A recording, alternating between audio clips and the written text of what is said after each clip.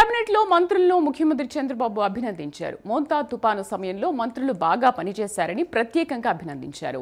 ప్రతి ఒక్కరూ క్షేత్రస్థాయిలో ఉండి ప్రజలకు తక్షణ సాయం అందేలా చేశారన్నారు. గ్రామ స్థాయి నుంచి రాష్ట్ర స్థాయి వరకు అధికార యంత్రాంగం పూర్తి సమన్వయంతో పనిచేశారని, అందుకే తుపాను సహాయక చర్యలు వేగంగా అందాయని సీఎం తెలిపారు. నిరంతర పర్యవేక్షణ, టెక్నాలజీ సహాయంతో ప్రాణ ఆస్తి నష్టాన్ని చాలా వరకు తగ్గించగలిగామన్నారు. టీమ్ స్పిరిట్ తో పనిచేస్తే ఇటువంటి మంచి ఫలితాలు వస్తాయని తెలిపారు.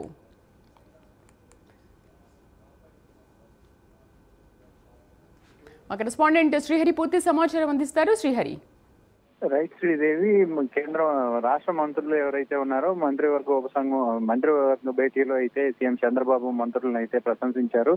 మోందా తుఫాన్ ఏదైతే ఉందో మోందా తుఫాన్ సమయంలో మంత్రులందరూ కూడా అటు అధికారులతో ఇటు ఎమ్మెల్యేలతో క్షేత్రస్థాయిలో సమావేశం, అటు పార్టీకి సంబంధించిన నాయకులు కార్యకర్తలతో కూడా ఎప్పటికప్పుడు క్షేత్రస్థాయిలో సమీక్షలు నిర్వహిస్తూ వెంటనే సమాచారాన్ని అయితే ప్రభుత్వం వెంటనే క్షేత్రస్థాయిలో సమాచారాన్ని సేకరించడం బట్టే చాలా వరకు ఎలాంటి ప్రాణ నష్టం, ఆస్తి నష్టం జరగకుండా కూడా తగిన చర్యలు చేపట్టాము. రాష్ట్ర ప్రభుత్వం దీంట్లో మంచి ప్రణాళికతో ముందుకు వెళ్ళిందంటూ కూడా మంత్రులను, అదేవిధంగా కేబినెట్ మంత్రులను అయితే అందరినీ కూడా సీఎం చంద్రబాబు ప్రశంసించారు. దీంట్లో ప్రధానంగా చూసుకున్నట్లయితే ఎలాంటి ప్రమాదాలు, అదేవిధంగా ఆస్తి నష్టం అనేవి జరగకుండా ప్రత్యేక చర్యలు అయితే చేపట్టామని చెప్పని కూడా, ఇలా టీం అంతా ఒక స్పిరిట్ తో ముందుకు వెళ్లాలంటూ కూడా రానున్న రోజుల్లో మరింత అభివృద్ధి చెందేలాగా అయితే కేబినెట్ మంత్రులందరూ కూడా ఉండాలి అని చెప్పని అయితే సీఎం చంద్రబాబు అయితే వారికి సూచించారు. శ్రీదేవి,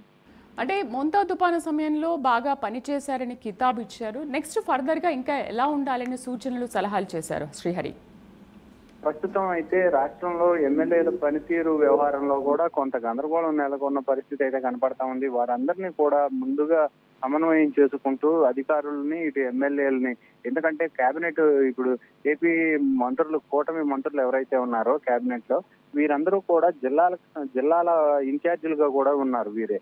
కాబట్టి వీరందరితో వీరు ఎవరైతే ఉన్నారో మంత్రులు, వీరందరినీ ఎమ్మెల్యేలని సమన్వయం చేసుకుంటూ క్షేత్రస్థాయిలో పార్టీని బలోపేతం చేసుకుంటూ ముందుకు వెళ్లాలంటూ కూడా వారికైతే సీఎం చంద్రబాబు సూచించారు.